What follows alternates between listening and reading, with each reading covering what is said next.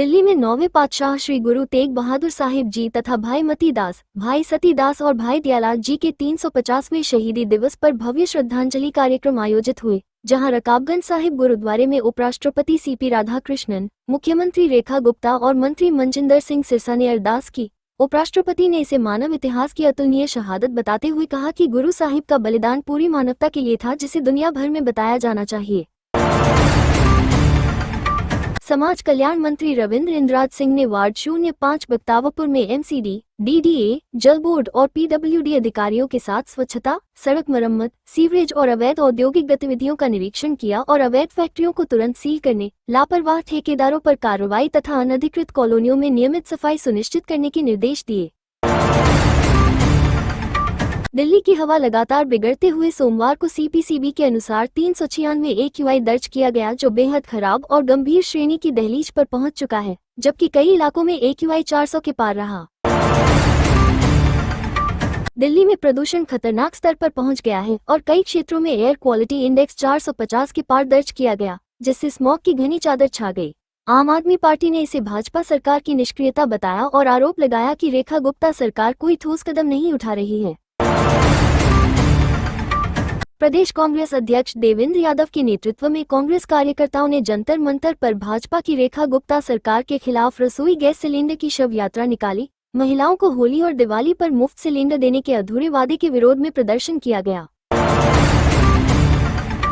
Greater Kailash और पंजाबी बाग शमशान घाट की पार्किंग सुविधा आखिरकार शुरू हो गई है। पीएमओ के हस्तक्षेप और मुख्यमंत्री की फटकार के बाद एमसीडी ने मंजूरी दी, जिससे लोगों को बड़ी राहत मिली।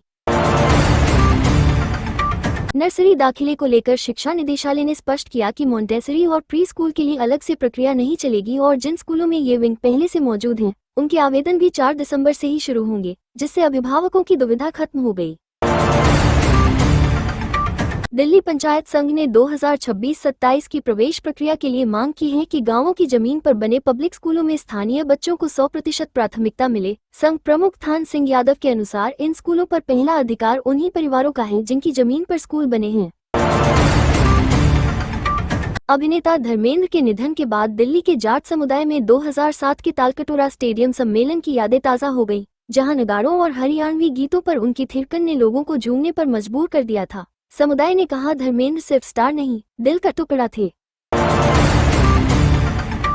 ट्रेड फेयर में एयरपोर्ट अथॉरिटी ऑफ इंडिया का रनवे आकर्षण का केंद्र बन गया है, जहां विमान उड़ाने से पहले की सभी प्रक्रियाएं एटीसी से फायर ब्रिगेड तक लाइव दिखाई जा रही हैं, जबकि जम्मू कश्मीर, हिमाचल और उत्तराखंड के ऊनी परिधान मेले में खास आकर्षण बने हुए हैं। उत्तरी दिल्ली के वजीराबाद में बहू ने प्रॉपर्टी विवाद में सास की हथौड़े से हत्या कर शव को केरोसिन डालकर जलाने की कोशिश की। पुलिस ने आरोपी को गिरफ्तार कर लिया, जिसने पहले लूट की कहानी बनाकर गुमराह करने का प्रयास किया था। इंडिया गेट पर प्रदर्शन करने वाले 22 लोगों को पुलिस ने गिरफ्तार किया है। 2 अलग अलग एफआईआर दर्ज हुई है और पुलिस मामले की जांच कर रही है। प्रेमनगर में पिटबुल नस्ल के कुत्ते ने 6 वर्षीय बच्चे पर जानलेवा हमला किया और उसके गाल का हिस्सा काट लिया। बच्चे की हालत गंभीर है और पुलिस ने कुत्ते के मालिक को गिरफ्तार कर लिया है। सीमापुरी में लूटपाट का विरोध करने पर बदमाशों ने 40 वर्षीय युवक को चाकू मारकर गंभीर रूप से घायल कर दिया। आरोपी फरार है और पुलिस उनकी तलाश में जुटी है।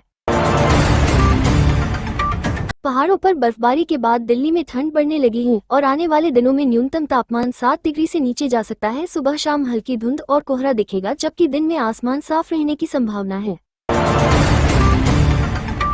दिल्ली शामली रेलमार्ग के यात्रियों के लिए बड़ी राहत के रूप में मीत नगर साबोली रेलवे हॉल्ट पर अब 13 ट्रेनों का ठहराव शुरू हो गया है। रेल मंत्री अश्विनी वैष्णव ने 2 नई एक्सप्रेस ट्रेनों 64,035 और 64,036 को हरी झंडी दिखाई और 64,033 व 64,034 का संचालन भी शुरू हुआ, जिससे स्थानीय लोगों में खुशी की लहर दौड़ गई।